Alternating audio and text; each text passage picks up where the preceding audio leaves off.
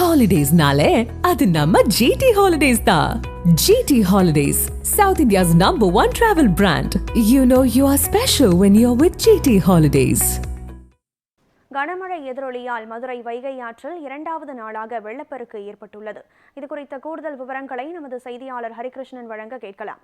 வணக்கம் ஹரிகிருஷ்ணன். தொடர் கனமழை மதுரையை ஆட்கொண்டிருக்கக்கூடிய சூழலில் வைகை ஆற்றில் இரண்டாவது நாளாக வெள்ளப்பெருக்கு ஏற்பட்டிருக்கிறது. இந்த வெள்ளப்பெருக்கின் காரணமாக ஏதேனும் கரையோரம் வசிக்கக்கூடிய எந்தெந்த கிராம மக்களுக்கு, எந்தெந்த பகுதிகளை சேர்ந்த மக்களுக்கு ஏதேனும் பிரத்யேகமான அறிவுறுத்தல்கள் வழங்கப்பட்டிருக்கிறதா?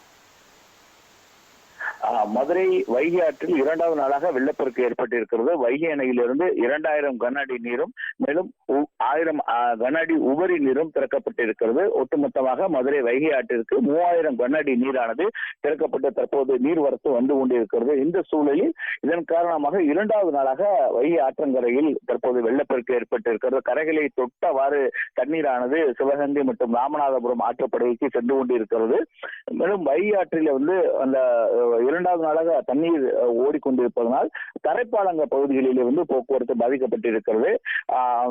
தொடர்ந்து அந்த சிம்மக்கல் மற்றும் செல்லூர் ஆகிய பகுதிகளிலே யானைக்கல் தரைப்பாலத்துக்கு கீழாக வாகன போக்குவரத்துக்கு தடை செய்யப்பட்டிருக்கிறது. காவல்துறையினர் வெள்ள அபாய எச்சரிக்கை விடுக்கப்பட்டு தொடர்ந்து தடுப்பு வேலிகள் அமைத்து கண்காணிப்பு பணியிலே ஈடுபட்டுக் கொண்டிருக்கிறார்கள். இந்த இடத்தை பார்த்தோமேனால் இந்த வைகை ஆற்றிலே அந்த தென்கரை மற்றும் வடகரை ஆகிய ஆற்றங்கரையோர சாலைகள் 4 வழி சாலைகள் அமைக்கப்பட்டிருக்கிறது. நகரின் முக்கிய இடங்களிலே போக்குவரத்து ஸ்தம்பிக்க கூடும் வகையிலே இந்த இடங்களில் வாகனங்கள் இந்த சாலைகள் வழியாக அதிக அளவிலே செல்லக்கூடிய ஒரு நிலை இருக்கும். தற்போது போக்குவரத்து மாற்று பாதைகள் திருப்பி விடப்பட்டிருக்கிறது. இந்த பகுதியை முழுவதுமாக தடுப்பு வேலிகள் அமைக்கப்பட்டு கயிறுகள் கட்டி காவல்துறையினர் கண்காணிப்புக்கு பணியிலே தீவிரப்படுத்தி இருக்கிறார்கள். அந்த இடம் முழுவதும் தாழ்வான பகுதி என்பதனால் தண்ணீரானது ஆற்றுப்படுகையில் அதிக அளவில் தண்ணீர் செல்லும் போது இந்த இடங்களிலே தண்ணீர் தேங்கி நிற்கும்.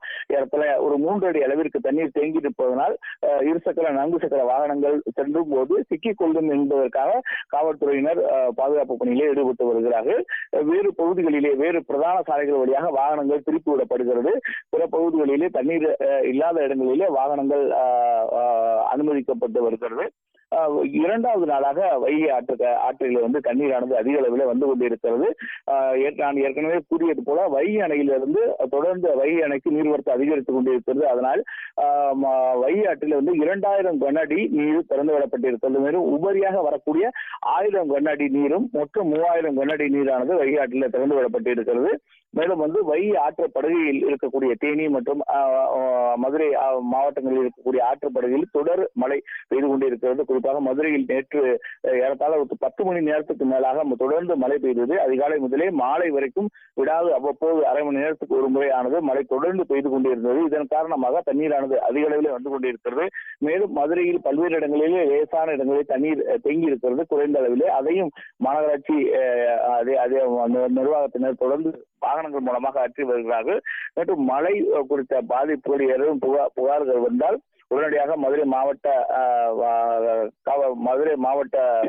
நிர்வாகத்தை தொடர்பு கொள்ளுமாறு காவல்துறையில் மாவட்ட நிர்வாகத்தினர் தெரிவித்திருக்கிறார்கள். எந்த ஒரு பாதிப்பும் ஏற்பட்டால் உடனடியாக புகார் எண்ணானது வெளியிடப்பட்டிருக்கிறது. 0452520301 மற்றும் 1077 ஆகிய எண்ணுக்கு தொடர்பு கொண்டால் உடனடியாக மாவட்ட நிர்வாகத்தின் தரப்பிலே நடவடிக்கை எடுப்பதாக தெரிவிக்கப்பட்டிருக்கிறது. மாவட்டத்தில் தற்போது வெளியிடப்பட்ட அறிக்கையிலே 2 வீடுகள் மட்டும் சேதமடைந்திருப்பதாக தெரிவிக்கப்பட்டிருக்கிறது. வேறு எந்த ஒரு இடங்களிலும் சேதங்கள் ஏற்படவில்லை. எந்த ஒரு கால்நடைகள் உயிரிழப்புகள் என எந்த ஒரு பாதிப்பும் ஏற்படவில்லை. 2 வீடுகள் மட்டுமே சேதமடைந்திருக்கிறது என மாவட்ட ஆட்சியர் வெளியிட்டுள்ள அறிக்கையில் தெரிவிக்கப்பட்டிருக்கிறது. வைகை அணையினுடைய நீர்வரத்து, நீர் வெளியேற்றம் மற்றும் மதுரை மாவட்டத்தில் அவசர உதவி எண்கள் அறிவிக்கப்பட்டதை அடுத்து அந்த உதவி எண்களினுடைய விவரம் பற்றிய விரிவான தகவல்களை வழங்கியமைக்கு நன்றி ஹரிகிருஷ்ணன்.